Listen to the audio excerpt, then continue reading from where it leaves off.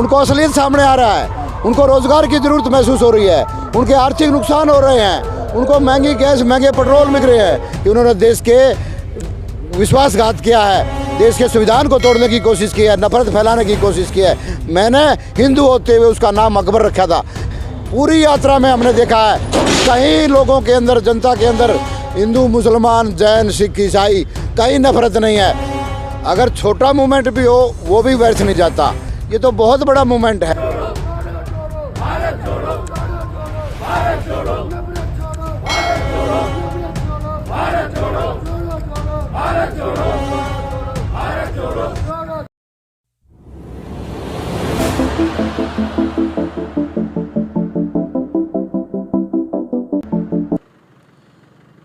नमस्कार दोस्तों, मैं सुमित यादव। आप लोग देख रहे हैं द सुनामी। इस समय भारत जोड़ो यात्रा में हैं। तस्वीरें लगातार तमाम तस्वीरें आप लोगों को दिखा रहे हैं। 115वां दिन ये भारत जोड़ो यात्रा का यात्रा अम्बाला में प्रवेश इस समय कर रही है। कल कुरुक्षेत्र में रात्रि विश्राम था, अभी अम्बाला में प्रवेश हम लोग कर रहे हैं। तस्वीर में आप हमारे साथ जिन शख्स को देख रहे हैं कन्याकुमारी से लेकर अभी तक इस यात्रा के साथ हैं, और ये जो झंडा इनके हाथ में है, देश का राष्ट्रीय ध्वज तिरंगा इनके हाथ में है। लगातार ये झंडा इनके हाथ में रहता है और फहराते हुए चलते हैं पूरे टाइम। तो इनसे हम लोग बातचीत करते हैं ताऊ से। और ताऊ क्यों इस यात्रा से जुड़े, क्या मकसद इस यात्रा का, वही चीज़ें, वही सवाल हैं, वो जानने और समझने की हम लोग कोशिश करते हैं। ताऊ क्या नाम है, पहले नाम बता। वीरेंद्र सिंह बागोरिया, हिसार हरियाणा। हिसार से हैं आप जी। कन्याकुमारी से चल रहे हैं। कन्याकुमारी से यात्रा में चल रहे हैं। सभी लोग ये कह रहे हैं कि इतनी एनर्जी कहाँ से आती है, आपका झंडा, आपका हाथ रुकता नहीं है कभी। ये एनर्जी कुछ तो शरीर का पार्ट होता है और कुछ जो है दिल का पार्ट होता है। अगर आपके दिल में कोई काम करने की इच्छा है, आप कुछ करना चाहते हैं, तो वो भी एक ताकत होती है शरीर के अलावा। और शरीर भी हमारा फिट है, पूरा एक्टिव शरीर रहता है। और इसके लिए हमने यात्रा के लिए 2.5 महीने पहले प्रैक्टिस भी किया था। जो झंडा है, इस झंडे के लिए हमने पूरे किसान आंदोलन के से में भी इस तरह इसको घुमाया था। वो जय किसान आंदोलन का झंडा था। पूरे किसान आंदोलन का सबसे बड़ा झंडा मेरे पास था और उससे मेरी अच्छी प्रैक्टिस होगी। झंडा, मैं जिस संगठन में काम करता हूँ, जिस मूवमेंट में काम करता हूँ, तो झंडा रखना मेरी इच्छा शक्ति होती है। ढाई महीने आपने प्रैक्टिस करी इसके लिए पैदल यात्रा चली। इसके लिए प्रैक्टिस, झंडे के लिए प्रैक्टिस हमने किसान आंदोलन में 1.5 साल लगातार की।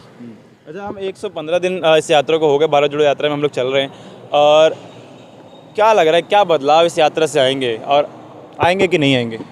शोर कोई भी आंदोलन, अगर छोटा मूवमेंट भी हो वो भी व्यर्थ नहीं जाता। ये तो बहुत बड़ा मूवमेंट है। देश में पहली एक ऐसी यात्रा है जो दक्षिण के उस छोर से चले हैं जहाँ उसके आगे समुंदर है, और वहाँ स्वामी विवेकानंद का स्टेचू है समुद्र के अंदर, उसके वहाँ से हम उसको पानी दे करके चले हैं। और एक बड़े मिशन के लिए है, किसी छोटे से मिशन के लिए नहीं। हम देश की एकता चाहते हैं, हम देश का संविधान को मजबूत करना चाहते हैं, और उस संविधान में दी हुई ताकत आम लोगों तक चली जाए और भारत का लोकतंत्र मजबूत हो, पहले से भी ज़्यादा मजबूत हो, उसके लिए हम कर रहे हैं। और देश के लोगों की ये ज़रूरत थी, लोग इस यात्रा के इंतज़ार में थे, इस तरह के मूवमेंट में, कि इस नफरत के हालात में जो मोदी जी ने इस देश में, आरएसएस ने इस देश में एक योजनाबद्ध तरीके से लोगों को जो बेवकूफ़ बना करके इस देश में नफरत का जो माहौल किया है, और उस नफरत के माध्यम से अपने 2 साथियों को, अडानी और अंबानी को, जैसे हर रोज़ जो उनकी शक्ति बढ़ रही है, उनकी आर्थिक शक्ति बढ़ रही है, और गरीब लोग जो मतलब एक टाइम की रोटी के लिए तरस रहे हैं, एक छोटे से धंधे के लिए तरस रहे हैं, छत के लिए तरस रहे हैं, नौकरी के लिए तरस रहे हैं, शिक्षा के लिए तरस रहे हैं, उन लोगों का शोषण किया जा रहा है धर्म के नाम पर। उनका ध्यान जो है धर्म की ओर घुमाया जा रहा है। हिंदू खतरे में है, वो सिर्फ नफरत की माहौल है। पूरी यात्रा में हमने देखा है कहीं लोगों के अंदर, जनता के अंदर, हिंदू मुसलमान जैन सिख ईसाई कहीं नफरत नहीं है। सभी लोगों को पता है वो इसी देश में पैदा हुए हैं, इसी देश में उनकी मिट्टी है, और वो इसी देश के लिए लड़ रहे हैं। सब लोग, आम लोगों को सबको ये पता है, सबका प्रेम है।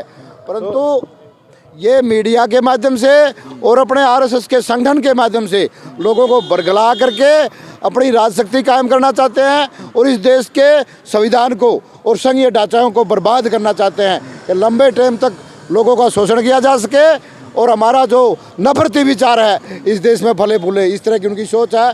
और मैं इसके खिलाफ अपने जीवन के आंदोलन के या राजनीतिक जीवन के स्टार्टिंग में इस बात को समझ चुका था कि आरएसएस इस देश में क्या करना चाहती है। सवाल ताऊ ये है कि जो दो तरीके के लोगों की हम लोग बात कर रहे हैं, मेरा कई लोगों से ये सवाल रहा है कि दो तरीके के लोग हैं, एक जो नफ़रत का शिकार हुए, चलते चलते बात करते हैं, एक जो नफ़रत का शिकार हुए और दूसरा वो जो खुद में नफ़रत थे, जिनके जहन में नफ़रत थी। क्या दोनों लोग इस यात्रा से जुड़ रहे हैं? वो नफ़रत के जो लोग हैं उनको मालूम नहीं है कि इसका मतलब क्या होता है। वो भोले वाले लोग हैं जो नफ़रत का शिकार भी हो जाते हैं, जो नफ़रती बन जाते हैं। उनको एक योजना मंत्री के परिवर्तन हो पा रहा है जो नफ़रत, उनको असलियत सामने आ रहा है, उनको रोज़गार की ज़रूरत महसूस हो रही है, उनके आर्थिक नुकसान हो रहे हैं, उनको महंगी गैस महंगे पेट्रोल मिल रहे हैं, किसानों का शोषण जो किया 2022 में दोगुनी आय करके ना, इस तरह के लालची वादे किए लोगों के सामने, 2 करोड़ नौकरी सालाना देने की बात की, डीजल और पेट्रोल कम करने की बात की, इस तरह के मुद्दे लेकर के आया। और उसके साथ साथ आज जो देश की हालात है, कहाँ 400 रुपये सिलेंडर था, कहाँ 1100 रुपये का, कहाँ 65-70 रुपये का लीटर तेल था, पेट्रोल कहाँ 100 से ऊपर चला गया। अब उन लोगों को पता चल रहा है उनके रसोई का ताकत कमज़ोर हो रही है, उनकी आर्थिक ताकत कमज़ोर हो रही है, रोज़गार उनके लिए नहीं है, शिक्षा उनके लिए नहीं है, कोई यूनिवर्सिटी उनके लिए नहीं है। और लगातार जो यूनिवर्सिटियों पर हमले किए, हर यूनिवर्सिटी में उसने जहर फैलाने का काम किया, JNU पर हमले किए, जामिया मिलिया पर हमले किए, DU में हमले किए और वो यूपी की कई यूनिवर्सिटियों पर हमले किए। कोई ऐसी यूनिवर्सिटी नहीं जिस पर इसने हमले करके दंगे फैलाने की कोशिश ना की। और हर रोज़ अब भी जो है ये दोहराते हैं लगातार कि हमने मुसलमानों को ठिकाने सर लगा दिया, उनको सबक सिखा दिया। ये इस तरह की नफरतें फैला करके लोगों को गुमराह कर अब वो लोग इस यात्रा के द्वारा बिल्कुल उस दूसरे रास्ते पे आ चुके हैं, उनके खिलाफ आ चुके हैं, आरएसएस के एजेंडे को लोग समझ चुके हैं। अब लंबे टाइम तक इस तरह की नफरत इस देश में ये लोग नहीं फैला सकते। हम लोग भारत जोड़ो यात्रा में चल रहे हैं सभी लोग, तो क्योंकि इस यात्रा का नेतृत्व राहुल गांधी कर रहे हैं, तो इस यात्रा को हम कांग्रेस से अलग हट के नहीं देख सकते। क्या लग रहा है, क्या बदलाव कांग्रेस में देखते हैं, क्या बदलाव राहुल गांधी में देखते हैं, और 2024 के चुनाव को मद्देनज़र रखते हुए क्या स्थिति आप फिर देखते हैं? ऐसी कोई बात नहीं है कि इस यात्रा को कांग्रेस की यात्रा देखते हैं, राहुल गांधी की नेतृत्व में। राहुल गांधी अपनी शक्ति लगाए हुए हैं, अपने संगठन की शक्ति लगाए हुए हैं।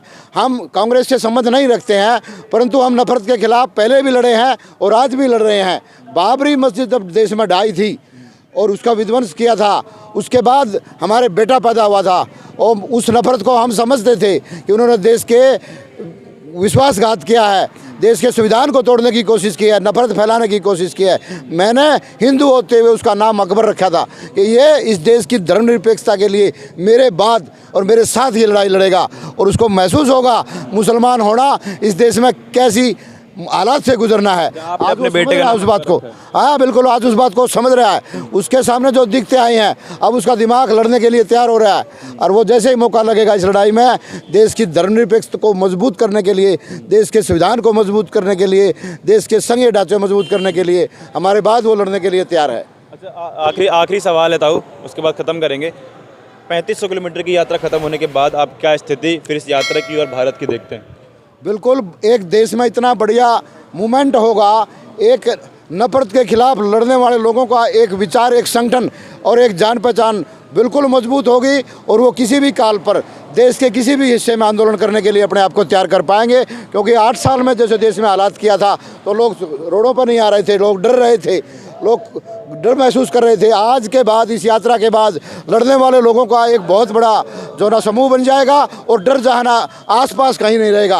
आज जो लोग रोड पर हैं वो बिल्कुल भी नहीं डरे हुए हैं और इसके लिए इस मूवमेंट के नेता राहुल गांधी भी ये बात कह रहे हैं, डरना नहीं है, वो भी एक ताकत दे रहा है। और अन्य उसके अलावा बहुत से नेता इस तरह के तैयार कर रहे हैं लोगों को कि डरने की ज़रूरत नहीं है। देश, हमारा देश लोकतंत्र देश है, सब लोगों को अपनी बात कहने का अधिकार है, आंदोलन करने का अधिकार है। अगर फिर भी कुछ बात होती है तो जेल हमारी है, दूसरे देश की नहीं है, हम वहाँ भी जा कर के अपना काम करने के लिए तैयार हैं। तो भगोड़िया जी शुरुआत से चल रहे हैं कन्याकुमारी से, साथ में योगेंद्र जी भी पीछे आप लोग देख रहे हैं सिविल सोसाइटी के साथ, और लगातार तमाम लोग चल रहे हैं। तमाम तस्वीरें हम लोग आप लोगों को भारत जोड़ो यात्रा से दिखा रहे हैं। राजस्थान से हम लोग तस्वीरें आप लोगों को दिखाने की शुरुआत करी। क्या स्थिति, सबसे बड़ा सवाल यही जो मुख्य सवाल है, क्या वो दो लोग जो नफरत का शिकार हुए और जो खुद में नफरती थे, दोनों तरीके के लोग इस यात्रा में शामिल हुए। राहुल गांधी की छवि में क्या बदलाव इस यात्रा के बाद आएगा, 2024 को मद्देनज़र रखते हुए इस भारत जोड़ो यात्रा क्या असर पड़ेगा, कांग्रेस की स्थिति, क्योंकि कुछ लोग बोल रहे हैं कांग्रेस के भारत जोड़ो यात्रा के साथ साथ ही कांग्रेस जोड़ो यात्रा भी है, कांग्रेस को कैडर को संभालने की यात्रा भी है, तो क्या स्थिति कांग्रेस में आएगी।